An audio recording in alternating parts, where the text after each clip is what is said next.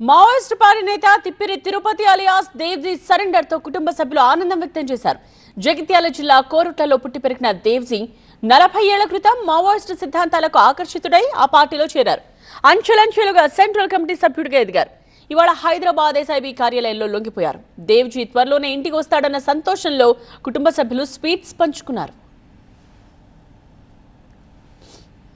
Tirupati alias Devji గారు surrender అయ్యిండ్రు అనే వార్త ఈ మాధ్యమాల్లో రావడం చూసి మా కుటుంబం చాలా సంతోషిస్తున్నది. సుమారు తన 1980-82 ప్రాంతంలో యూజ్ అయ్యిండు. అప్పటి నుంచి ఇప్పటి వరకు కూడా మాకు ఎటువంటి కాంటాక్ట్ లేదు. సడన్ గా ఈ వార్త చూడడం వల్ల మా కుటుంబానికి చాలా చాలా హ్యాపీగా ఫీల్ అవుతున్నాం. తనని ఎప్పుడు చూడాలి అని మేము కోరుకుంటున్నాం. మా కుటుంబం కలవాలి అని మాకు ఎన్నో సందర్భంలో అనిపించింది, కానీ పోలీస్ నిర్బంధం వల్ల కానీ మేము కానీ మా కుటుంబ సభ్యులు కానీ మేము ఎప్పుడు కలవలేకపోయినాం తనను.